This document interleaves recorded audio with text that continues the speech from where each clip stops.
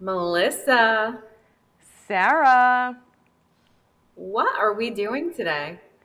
we're going all the way back to grade 6 to do a book report with Violet. Woo!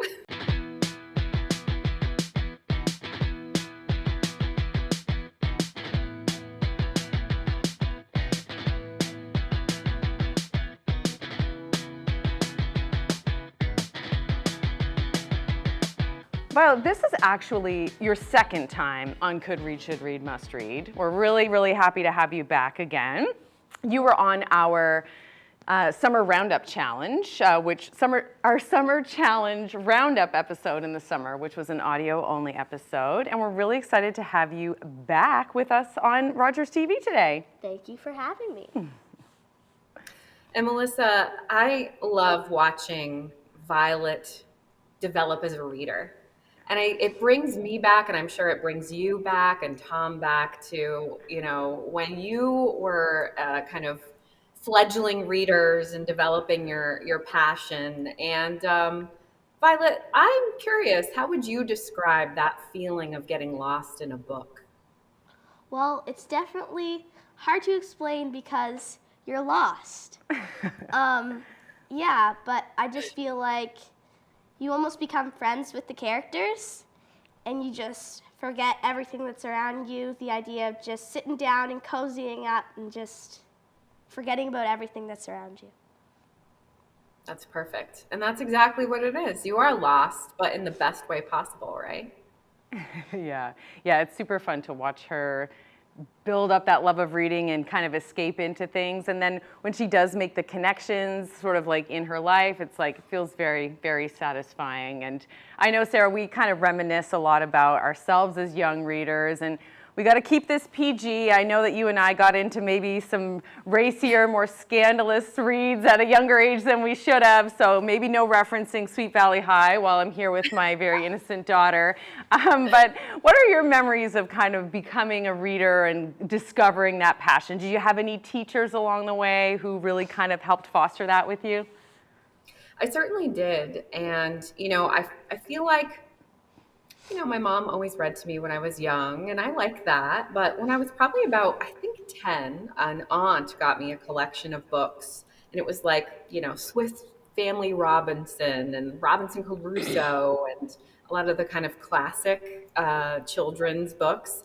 And just like Violet described, it was, this feeling of getting lost and feeling like, oh, I can enter these worlds and not even leave my house. And I fell in love with reading really at that point, and it just kind of developed from there. And what I think was so formative for me as a reader, kind of in like the middle grades, was an English class I had. The teacher's name was Mrs. Amundsen. I'll never forget. So this is grade 7, so a little bit past where Violet's at, but not that much.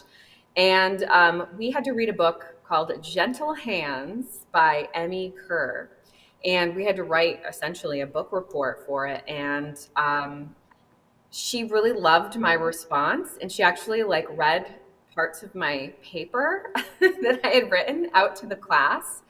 And it was this moment for me, I'll never forget it, of wow, I can have a connection to a book and I can respond to it and it can mean something. And it can be something that can be shared. And it was right there. It was determined that I was going to become an English major. Little did I really know at that moment. But I mean, and that's what we're still doing. We're reading books and we're responding to them. So Yeah. I think for me, that was such a huge informative experience. So. Oh, that's lovely. Yeah, and to think, grade 7, Violet, our little baby Violet's already in grade 6, so not that far off. And, welcome to the 21st century. The old school book report has become, a podcast episode or TV show at this point. But I do have to hand it to her teacher, Madame Berkshire, grade 6 at C.C. Laughlin in Corner Brook, Newfoundland. And she really gives a lot of different initiatives to her students to really encourage them to read and then to respond to the books. And she allows them to be creative with how they represent what they're reading and what books they're engaging with. And that's why Violet's here with us today, because she has to do this book report. And she has chosen as her book today The Hunger Games. I've got the whole box set here from the way back in the day, but it's the original Hunger Games book that she wants to talk about. So Violet, let's get to work. You got a book report to do. So give us a summary of The Hunger Games by Suzanne Collins. Yeah, so it's based in a post-apocalyptic world, and it follows a girl named Katniss Everdeen. And Katniss lives in kind of a sad place. The entire place is dealing with extreme poverty, and she loses her father in a mine explosion. And she has to provide for her mother and her younger sister. And she became a really good hunter over time and created a bond with her best friend, and his name is Gale, which leads me to the Hunger Games. The Hunger Games is an annual tradition where 2 children from each district, 1 male and 1 female, compete in a pretty much war, which is quite sad, where they fight to the death. Part of my assignment is that I'm not allowed to spoil it, so I'll leave it for you guys to figure it out. Yes, we'll do our best to not have any spoilers in the book about what or in the episode about what happens. Sometimes our very clever readers can sort of read, or listeners can read between the lines and pick up some things, but we'll do our best. You said something really interesting there about how there's only one person who can survive. So obviously you're reading through this book, you're becoming attached to people, or maybe you're starting to dislike different characters. It's very emotional, but does it also kind of create a motor that makes you want to keep reading this notion that most of the characters are going to die? Well, yeah, and it's kind of sad too, because she creates friendships even though she's dealing with such hard, like core memories that she's going to create. And she makes friends, and she knows that one of them's going to die, either her or her new friend. And so do you want to kind of share some of the relationships and any particular special ones that she develops with these friends that she makes that she's unfortunately having to kind of compete against in the worst case scenario? Yeah, there's one person that really stands out, and her name is Rue. Rue, the way that Katniss explains Rue is 12 years old, and that's the youngest you can be for the Hunger Games. And she believes that Rue reminds her of her sister and a little piece of home, which is quite heartwarming and special, especially through all the gore and the sadness in this book, because it's a pretty intense book, right? That you could still find friendships and pieces of home. Yeah, I think that in some ways that's what kind of draws us to these types of stories. Like you were using words like gory and intense, and that's exactly what it feels like when you're reading the story. But there's also these little kind of like gentle moments where we see bits of humanity that are kind of uplifting too. So I really connected with that relationship with Rue as well. And it also gives Katniss an opportunity to kind of maybe revolt a little bit or show her disagreement with the Capitol, and so she gets to kind of reveal parts of herself too. Who would you say is your favorite character? I think it would have to be Rue. For all the reasons that I just explained. Yeah, I just feel like like I said, it's a really intense book, but through all the intensity, she just comes out and just brings some light to Katniss in the story. And, but it is Katniss's story, right? And so I'm sure that she has got to have been like a captivating character. And, I think maybe even like the kind of contrast with maybe the innocence of Rue and maybe the more kind of, I don't know, fierceness of Katniss might have been brought up. So, what was your connection to Katniss? Were you worried about her? Were you connected to her?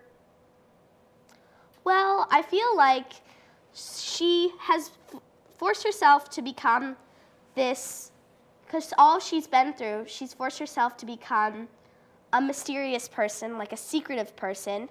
And I think that does tell something about her, but it's hard to get to know her when she's trying to hide everything, when she's grown up, learning to protect herself, to keep that shield of not letting people know her true self, which it's good for the story, but it's also hard to like love her as much as you love Rue because she's just so secretive almost. Yeah, you and I have talked about this, because we both read the book and we've connected about it just informally as well. And you had some really interesting readings of Katniss because you really wanted to root for her, and you were, but you never really had the same bond with her. It was like Rue had such an innocence that you really could kind of like connect with her more than you could with Katniss. And maybe, we read the book and we know there's other books in the series as well. We also watched the movie. Did you feel like the movie helped you to see more of Katniss, or did it kind of even narrow the scope of what you could know about her? I will say, this might seem a little bit crazy, but I feel like the book was more descriptive and more, it was more vivid. I could see more in the book than the movie, which I know is crazy, but I just feel like the movie kind of stops the barrier of imagination, and the book you can just really let it yourself flow, and I felt like it was a lot more interesting, but most things that I pictured were quite similar in the movie. One thing that did throw me off was the capital city.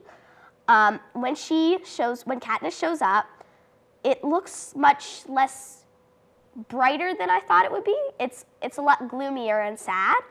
But the more that I think about that, I think it's because it's still from Katniss's eyes, and Katniss is shown there knowing that her doom is near, and so they can't really show it colorfully if you know that she will die possibly. So yeah, very ominous.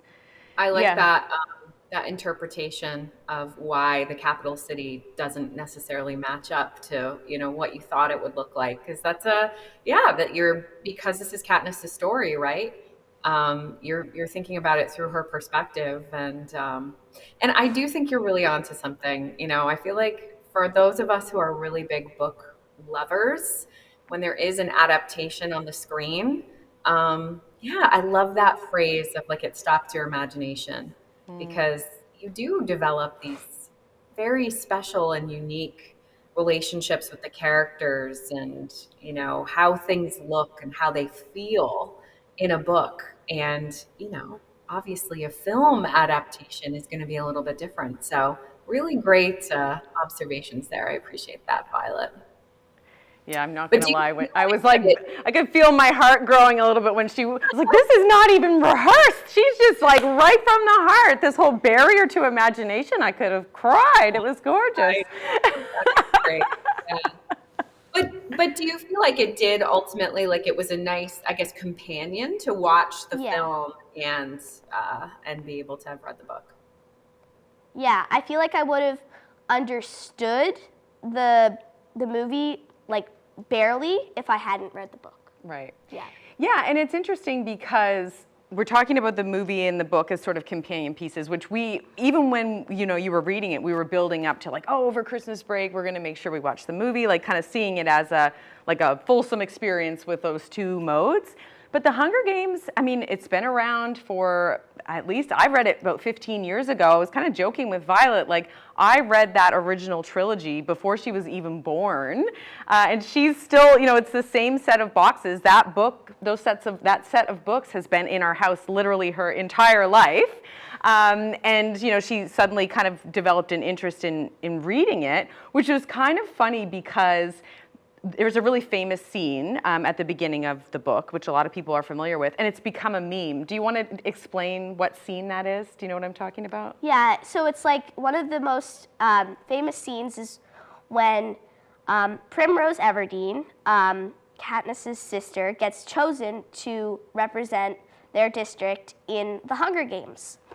But Katniss famously says, I volunteer for tribute, and goes in her sister's place. And this meme has basically become when it's like, does anybody want to play soccer or something? And someone goes, I volunteer for tribute. And it's all over the internet now. Yeah, and so like, she sort of said like, am I allowed to read this? Like she didn't know if it was still kind of out of her, range of reading or whatever. I was like, no, like let's do this. So we kind of read it together, like so that, and then talked about it. And yeah, I just feel like sort of these like growing circles of people who are reading the book. And I mean, it's been popular for over 15 years across a wide range of different readers. What do you think? Like, why has this book had such lasting popularity with such a wide audience? I think it's because Suzanne Collins she explains it all so well, and even if you're not the greatest reader or not like a poet and you don't understand all the meaningful stuff, you still understand the meaning of the book and how intriguing and intense it is. Yeah. At the end of the day, it can come back to just really good writing, right? If someone is a master at that craft, then they can bring you into that world. I think there's something also to that post-apocalyptic kind of genre. Like, I think going back to what you were saying earlier about it shows the best of humanity and the worst of humanity. And I think it also kind of gives us things to look out for, maybe, things that we really know we do not want in our societies and our communities, but also things that we want to strive for, in moments of hardship. So I do think it's a genre that's appealing to a lot of people. Sarah, you're no stranger to this type of setting. You and I've read lots of Margaret Atwood over the years that would fit into this. And of course, I'd be remiss if I didn't bring up Station 11, which we both read, and, kind of fits in this camp too. Yeah, I think that whole idea of like dystopian worlds, post-apocalyptic or apocalyptic narratives, there is so much power, like you said, and it's really the worst version of man against himself, right? But I think there's so many different ways that you can go. It can go more of like a horror, which I think, The Hunger Games certainly plays around with that because there's some, kind of terrifying things that happen within The Hunger Games. And I actually do have my copy that I read, probably about 15 years ago when it came out. But yeah, but then you mentioned Station 11 and I feel like of all the kind of post-apocalyptic, if I can even say it, stories or books that I've read, that is by far my favorite because I feel like there is this, the triumph of humanity in art and culture and what makes us human is really what that book is about. And it gives me hope that even if the worst case scenario happens, that survival is not enough, right? That there needs to be beauty in the world for humans to be able to not just survive, but also to thrive. So. Yeah, to live, not just to survive. And yeah, when I think about that book, the parts that sort of, well, obviously the first part, because it was so much like COVID, like it was such a bizarre experience to read, like however many, I guess 4 or 5 years on after the onset of COVID-19. But the parts that stand out to me are the lengths to which people went to keep their theater troupe alive. Like they put themselves in danger constantly. Like they didn't have to be doing that, but they just saw it as so important that they were willing to risk so much. So just that concept stayed with me a lot. But I'm probably going to get some of the details wrong here. But do you remember the scene in that book when they're always going out and exploring and trying to kind of find supplies and things to help them survive, and they find a house that's almost untouched, and there's like a little girl, and I think, like, do they find her in her room that she had basically just gone to bed, but the house is pristine, but they give her sort of this very kind, they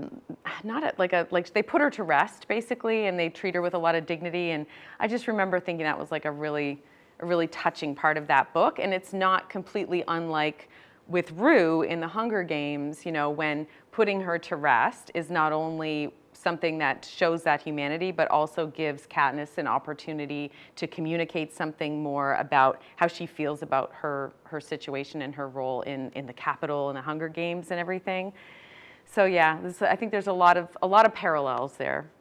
Definitely. Yeah, this idea that, I think with Katniss, even though she is, competing, for her life against, these other districts and people from these districts, that there can be this connection, and there can be like a sense of honor and humanity that, kind of prevails throughout that. So, and I think that she's, someone that becomes like a renegade in that regard. I mean, that's why she ends up becoming kind of the hero of the story, right? It's because, she goes against what has always been done with these games and kind of plays it in her own way.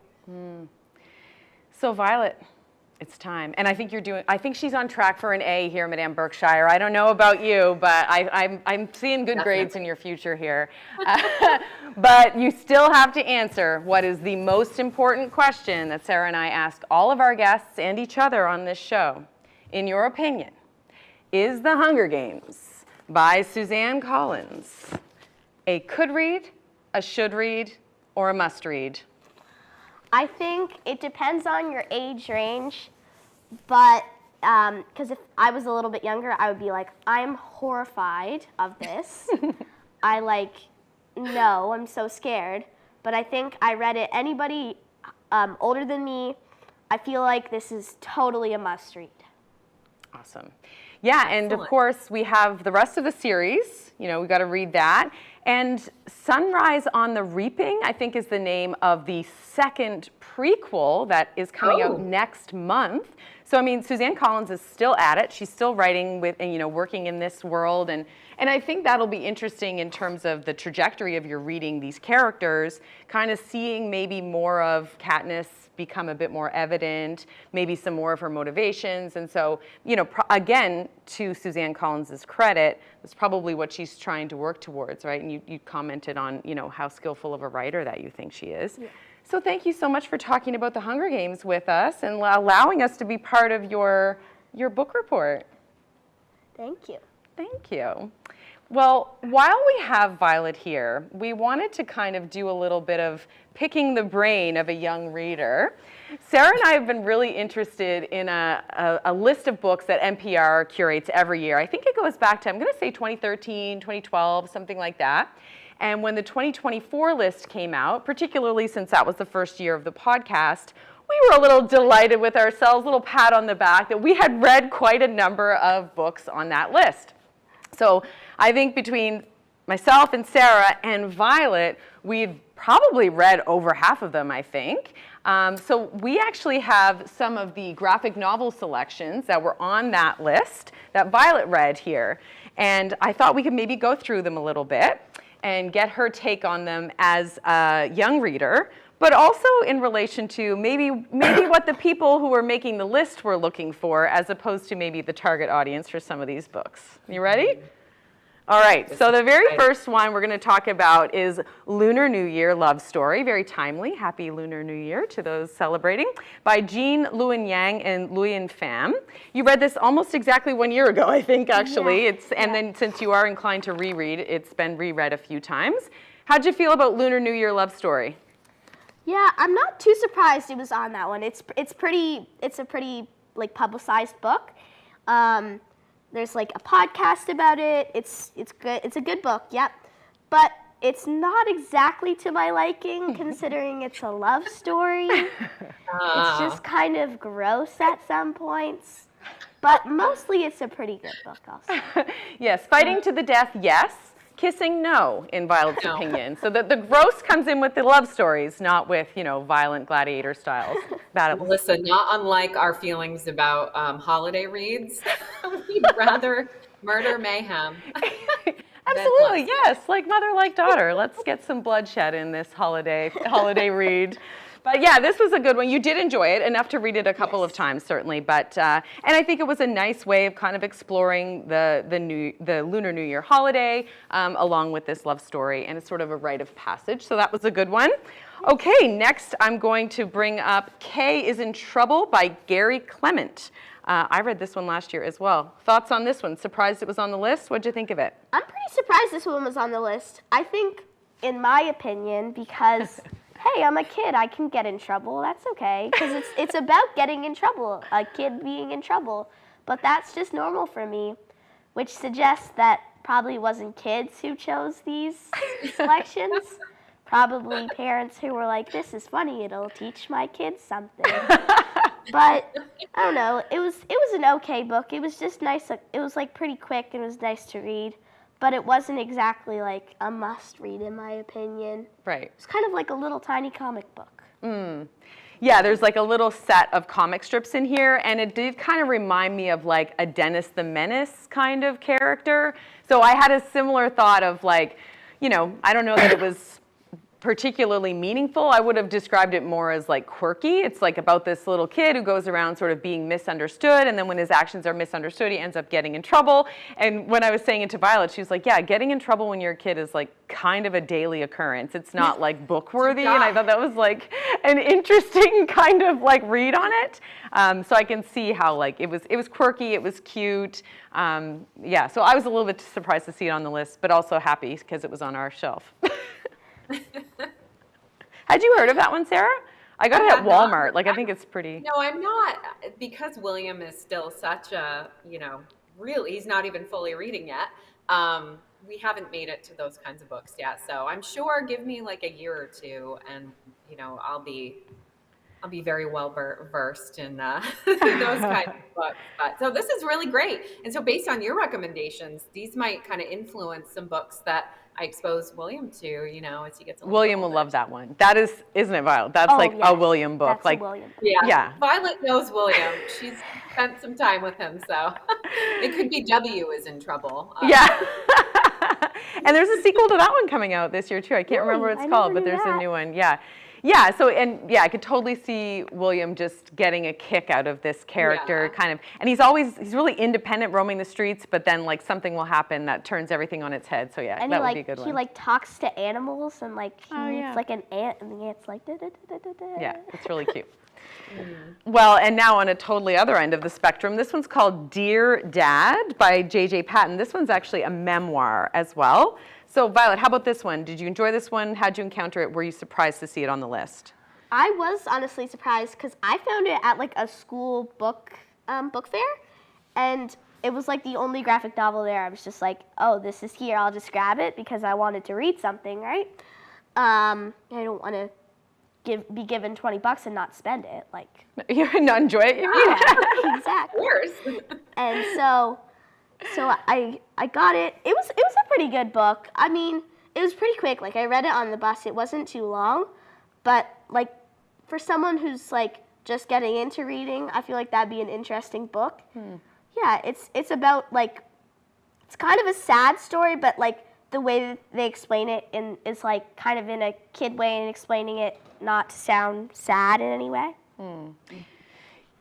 Did you want to say what it was about? Yeah, it's about a girl whose father goes to prison. It's not explained why, but anyways, she ends up like dealing with a lifetime without a dad, and then finally her dad comes back and finds out that he's really into coding, and she follows in his footsteps, and they create an app to connect parents and their children, the parents who are stuck in jail.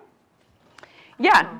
It's really cool, actually, and so Douglas, It's like a memoir, you said, right? So this is like based on a true story. Wow. Yeah, and actually at the end, so Douglas, our more mischievous offspring, had also got his hands on this book, but we didn't really know what he's always off doing something. So, but he was like, I need a device, I need a tablet, I need to download an app. And we were like, okay, well, what is the app? And like we're gonna need more information. So in this book, oh yeah, this happened the other night. You were at soccer. He wanted to download the app and it's called Photo Patch. which is actually what they generate, but it's for children to communicate with their parents in prison. But so it was very confusing for us why he wanted this app, and then he like revealed that in the book that that's where he had encountered it. So it's just that the sort of sequence of how we were approached about the request that was very confusing. But yeah, in the back they actually have photographs like about the father and daughter. It's really, really sweet. I was not surprised to see this one on that list. I'm sure you weren't necessarily too, but that's a good one for sure. The fourth one that we had that was on the list is called How It All Ends. Look at that gorgeous cover. That is beautiful. Right? Violet, what'd you think of this one? Were you surprised to see that one on the list? I wasn't necessarily surprised because you got that one for me, and you have especially good taste for those kinds of things. Thank you. You just come back from a bookshop and you're like, look what I got you. So yeah, it's a good book, and I could see it being on the NPR thing, but yeah. Yeah, and this one's about a young girl going through a time of transition, I think. Yeah, she gets pulled up from high school. She gets pulled up from high school into middle. She missed her 9th grade of middle school, and they pull her up to high school because they have too many people in their middle school, and they had to pull people up. Anyway, she was not expecting it at all, and she just goes through this sense of not belonging. And no, it's an interesting book. It keeps you intriguing. It's like all these new feelings, and yeah. Yeah. So we were excited that you were part of that conversation, with these current books. But as anyone who follows us on social media knows, Violet released her must-reads of 2024. Interestingly, none of these books were on that list. No. So what do you think is up with that? Your list as a young reader did not include any of these, but NPR's list included all of these. What do you think? I think probably because they're all in different genres of deep, not so deep, very sad, very happy, right? And they were like, let's just pick one from all of them that the covers look good on and might be interesting. Yeah. So I kind of think there's, the adult reading the book, there's a lot of themes here that I think parents feel really relieved when books handle these kinds of themes well, and they're excited to sort of share them with their kids too, to say, oh, you're going through a moment of transition, here's a book that might help you understand that. So that was my reading on how these particular books ended up in that one. But then also I think Kay's in Trouble was just sort of a lighthearted kind of thing to add, because I think there was a bit of nostalgia. I think that was at play there. Well, and I was going to talk about the nostalgia piece of it and why some of these books might be chosen. Because, yeah, if you have an adult reader reading a book that's been, written for children, they're going to have their own kind of adult perspective. But also that nostalgia part is strong, right? And so something might remind you of something that you experienced or remember from your childhood, but you're looking at it through an adult lens, and that's a different experience than being a kid encountering something in a book for the first time. And so yeah, maybe they should get more youth readers to kind of read some of these books and then pick their top ones. Maybe Violet, you should be working for NPR. Yeah. What do you think? Ooh, what a dream. Yeah. Yeah, absolutely. And I think that maybe for kids too, the whole idea of reading for pleasure, that's the gold standard, right? If they're just reading to enjoy it. So I'm only reading for pleasure. That's it. Or for Madame Berkshire's book reports. Oh, no, just true. Well, thank you both so much. Two of my favorite people sitting today talking about books on a really snowy day here. I can't think of anything I'd rather be doing. So thank you, Violet. Great job. Thanks so much for sharing your thoughts on The Hunger Games and on those 4 books from that NPR Best Books of 2024. And Sarah, so lovely to be with you today. Great to see you. Wonderful to see both of you. Excellent job, Violet. It was an honor to do this with you. thank you. See you next time. Bye.